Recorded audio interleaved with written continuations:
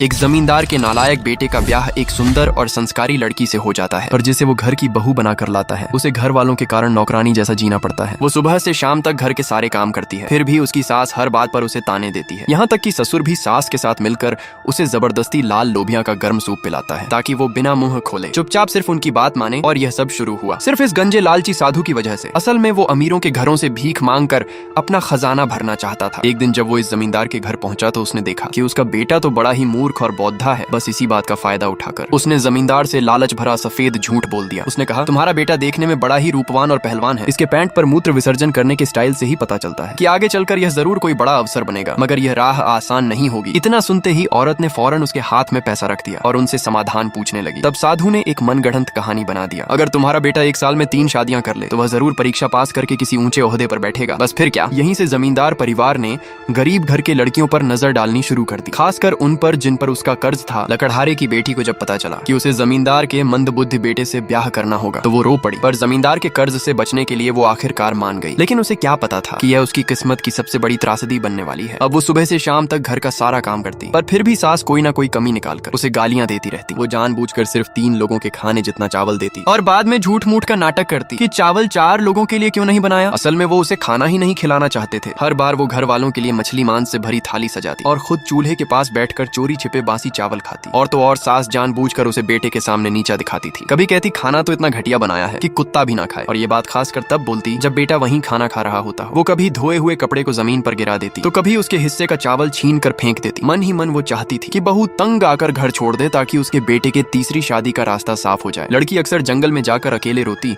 और दूर चांद को देखकर बचपन में अपने पिता के साथ बिताए पलों को याद करती। वही उसके जीवन के सबसे सुखी पल थे, जिसे सोचते ही उसके आंसू निकल आते थे। तभी अचानक जंगल में उसे बेल पर कीवी का फल दिखाई दिया। जब उसने फल को छका तो तुरंत उसकी भूख मिट गई और दिल का दर्द भी कुछ हल्का हो गया। अब जब भी उसे भूख लगती वो पहाड़ों से कीवी तोड़कर खा लेती, लेकिन सास को हमेशा शक रहता कि कहीं वो चोरी से कुछ खा तो नहीं रही, इसीलिए वो हर वक्त उस पर नजर रखती। धीरे धीरे वो और ज्यादा ताने देने लगी और एक दिन तो सास ने गुस्से में उसके ऊपर कटोरी फेंक दिया। लेकिन जब लड़की उसे उठाने लगी तो सास ने जानबूझकर उसके हाथ पर पैर रख दिया। लेकिन इस बार लड़की यह अपमान बर्दाश्त न कर सकी और भागकर उसी कीवी के पेड़ के पास गई और फूट फूट कर रोने लगी।